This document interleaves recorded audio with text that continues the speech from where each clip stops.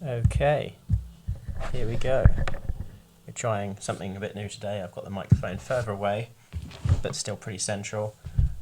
So hopefully it won't pick up as much breathing and so on. I did some tests, it sounded okay. But yeah, we're on 2 times speed, and it's much more pleasurable. Yeah, those games are just slow. Like, they padded out the time by slowing things down. They really could have been faster. It was probably a hardware limitation back in the day, but it's now pretty painful, especially when people are used to emulators. So, we're fighting the one trainer we had left outside, and we're going to be heading into that horrible ass mountain. Good old Mika. Can't be beaten.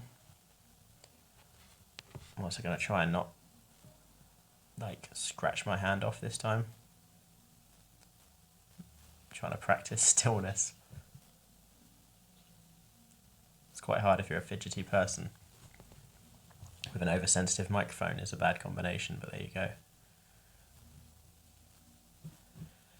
So this is I think a decent portion into the game at this point. You've got 3 badges. By this point you know the drill of how the game works. If you're new to the game, you're going to advance through areas, get these badges, hit the league, but the only annoyance is how many caves and shit they make you walk through.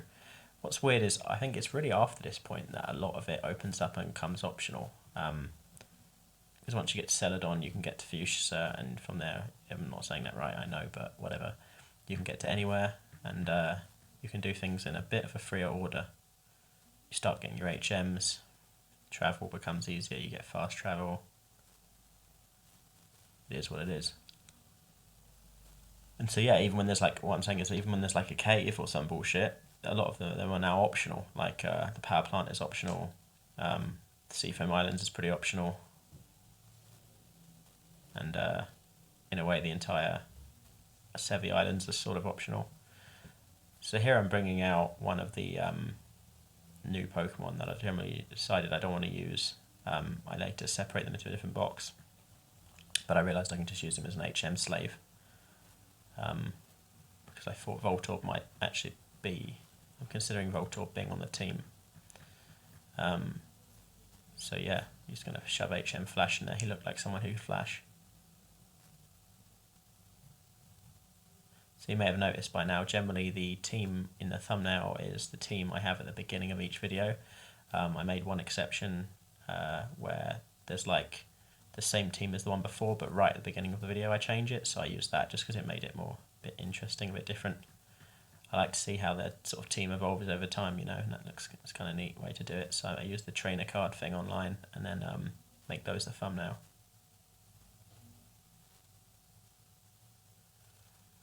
So yeah, I bought some ingredients today. I'm going to make a tofu scramble. I bought 2 types of tofu. So you get the silken one, which you blend up, and then the regular ass one, which is like the chunks in there, I guess, to give it more texture.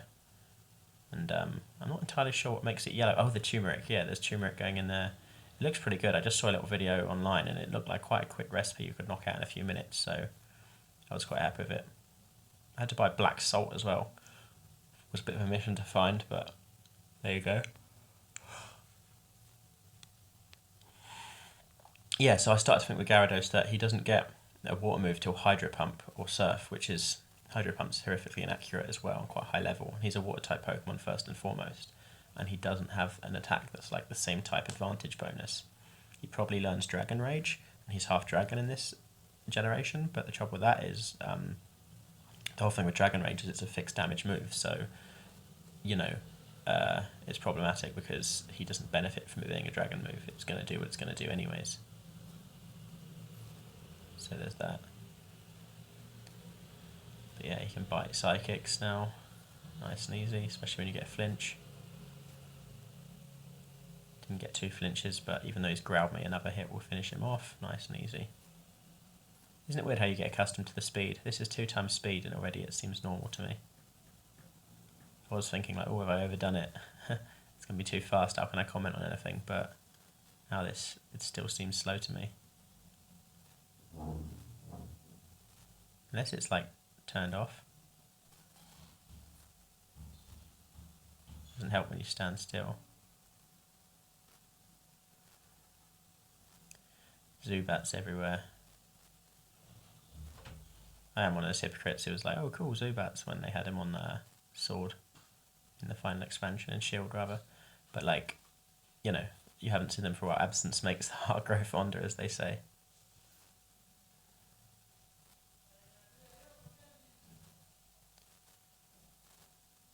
Here we go, another trainer. It is weird how they just start conversations like that. I guess it'd be kind of boring and you'd just have to skip over anyone like, hi, my name's Steve, and then I draw illustrations of Pokemon. The way they just like launch into a sentence is quite jarring. You don't notice it when you're a kid, but like if you just walked up to people and they just said something in real life, that'd be bizarre. What can you do? They tried to sometimes put video games things in where it's like the character reacts to whatever is going on with you, so it varies. Or you can have an element of randomness. Oh, I always yawn when I do these things. Like, I swear to God, I'm not tired, and yet that's like when I start talking. I think isn't yawning actually not even tiredness technically? It's like oxygen starvation. So maybe when you're like waffling too much on a microphone, you maybe that's like a thing. I've probably got some like type 2 diabetes or some horrific condition that's causing it, but ignorance is bliss. What was my point? What's going on about diabetes these days? I totally had a tangent I was talking about. Oh yeah, so like I remember like Project 1999 used to do this, well EverQuest generally does this thing where you go to a vendor and they'll pick one item at random and it'll be like, oh, you know, greetings Tobias, looks like you could use an arrow or something, and it's like maybe you can use an arrow, and so if you did you'd be like, wow, how did it know? But after a while you realise, oh, they're just picking out any random fucking item in the inventory, because eventually it'd be like, hello,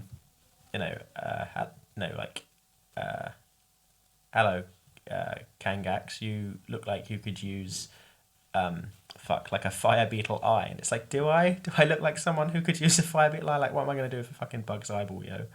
Like, or just be really some esoteric shit, like a bag of dirt, or you know, whatever. You know, that's the trouble with the random approach.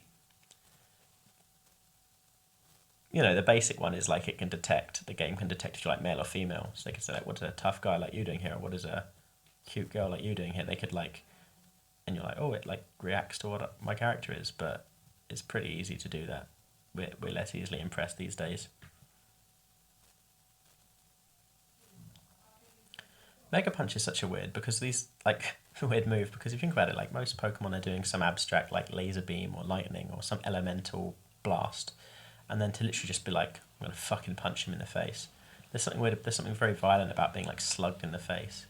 And it's, like, especially if it's done by, like, a humanoid, like Machoke is kind of like humanoid or whatever, but, like, it's fighting like a giant pigeon, and, like, can you just imagine a guy, like, at full clip sprinting towards a human-sized pigeon and just like smashing it in the face? Like, there's just something absurd about it,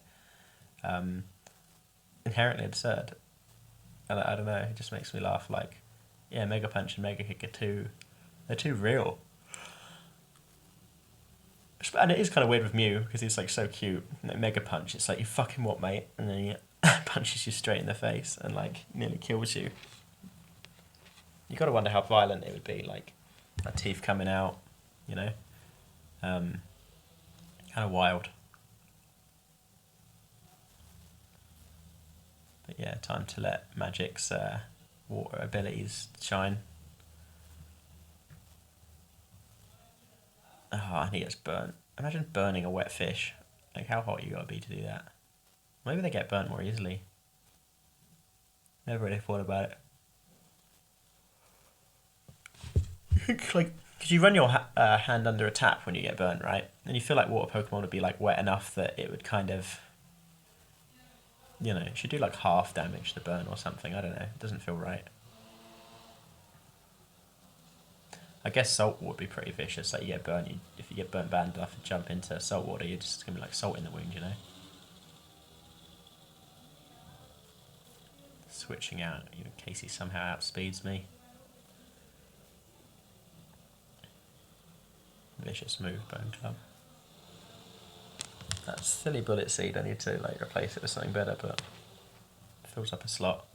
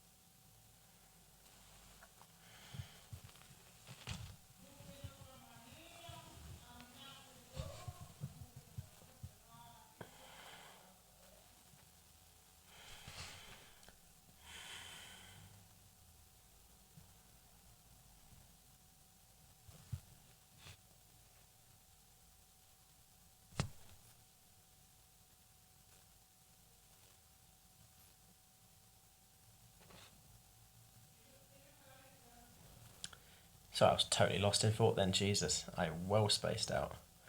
Christ, I was gone for a long time then. But yeah, we're just smashing Geodudes with Bullet Seed. Just shoot Bullet Seed. It's like, again, that's like another, like, it doesn't seem like a Gen 1 move, like firing out like bullets. Like, he just pulls out an Uzi and the bullets are little seeds, you know? It just seems, I don't know, I guess it'd be boring if everything was like a beam, you know, or a ball, an energy ball, like Shadow Ball.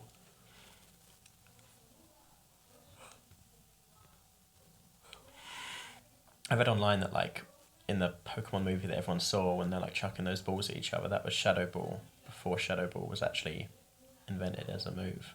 So whether they like retconned it or used that design, or whether it was like deliberate, like they already had notes for the second one, for the second generation, and they were kind of like spoilers, you know. It was at the tail end of like the original series with the whole Mewtwo shit. So who knows? Certainly not me. But I wonder if I'm too far away now. I'm paranoid on the mic, but I can always redub this shit. Too many wild Pokemon. I knew I missed something. An escapade rope. That was annoyed me. It's like the fish knowing English in, like, Finding Nemo. It's like, I get that they're talking fish, because I get that they're talking like some hypothetical fish language, and like, you know, and you know, yeah, I get it, and that they're speaking English just for the audience's convenience. But like, even if they had a written language, which I don't think you really would underwater with fins, you know, without like lead and or whatever, graphite, and you know, you just don't see how it happen. But like, they still would have no frame of reference to translate ours. Like, they might know BOAT means boat, but they wouldn't even know their BOAT. They would just know from context that that's a boat. So the idea that they have this approximate knowledge of stuff where like they like, you know, like that, like they read escape as escapade, and they read like boat as but, you know, it just, yeah, I don't know. It's like, it's stupid. Again, it's like for literal babies, and I'm overanalyzing it, but I don't know. I feel like you don't have to have like logical inconsistencies in kids' adventure films, you know. Um, like I'm trying to think, like, you know, like something like Homeward Bound, like with the dogs and the cat, you know, they're trying to find their way home. It's like such a 90s deep cut. It's probably from the 80s actually, but everyone watched it in the 90s, I don't know. But like, I don't think that like they do anything. Like, they speak English again because it's like a necessity of storytelling, right? But like, I don't think they have anything. I don't think they I don't think they use any kind of human level intelligence or linguistic tricks in such a way that, like, you know, it's not a plot point that they can speak language as efficiently as humans. It's not like they use the sort of wordplay when they're in a sort of standoff with guns and another character understands the insinuation, and there's no like really deep clever shit there. They just speak English because that's how they can communicate what's going on. But yeah, so you can kind of do a kids film without having to do these things that don't make sense. You can still have a kids film do unrealistic shit that's not, there's like some kind of internal consistency. I don't know. Does anyone else give a shit about that, or is that just me? Yeah. Um, it's just sad that this is the sort of thing that I think about. Like, I'm supposed to be doing something creative or getting a real job, and it's like the things I'm thinking about in the day. Like, this is what my mind is working on, like chipping away at as an issue, going, how do I resolve this? And this is an issue of our time that needs my attention, you know? Um, but yeah, it's pretty weird. I don't know. Perhaps it's a deliberate distraction from real issues, or perhaps it's not. You know, perhaps it's just that is my brain is dumb and it goes there. It goes to those dumb places. I've written it down because that's a good sort of bit for the podcast, I think. It links into something else I said. So yeah, I was thinking about how, like, what a mix of novelty and nostalgia playing a Pokemon game is that's been slightly altered, because it's the nostalgia of Pokemon when you're a kid, but they've changed it enough so it's something new. And I think that's quite a poisonous mixture. I think historically you don't get that. You would play a Pokemon game again as an adult and go, yeah, not only am I too old for this, but like I've already done it, so I'm not getting the same feeling. Or you do something new and it'd be cool, but you wouldn't get like that bothered about it because it's novel, but it's not. It's only novel. But I think when you mix novelty and nostalgia, that's very dangerous. I think that's why people like reboots and recalls all the time. You know, there's a reason they work, and I think that's why. But I think I finally, given that it's still similar enough, I feel like I've played. I think I've pretty much played all the big ROM hacks mostly, and like certainly for the classic ones, Generation 1 and 2, but and I guess Fire Red, but like yeah, I think there's not really any more that, even if I found a whole new one, you know, unless I made my communism one that I wanted to make, my socialism promoting propaganda one, I don't think there's another one I'd want to play. I think it's just, oh, you get a starter, you get 5 other guys, you beat the toughest guys. Like, it's just, I'm done. Like, I think after this, this is novel because of the Nuzlocke thing. I always resisted doing a Nuzlocke because I didn't like the idea. I thought it was like cynical and I knew I'd be bad at it. But yeah, I finally, having run out of other things, variants to do, I decided I better do a Nuzlocke. But I think after this, I'm done. I think this is my first and last. It's like coming out of retirement for one last mission, you know. But also, just, yeah, not being fussed in the first place. I swear this has gone back to normal speed now, hasn't it? Or am I just used to it? Thank God for that, because I absolutely would be struggling to fill the air. Like, I'm already running out of ideas.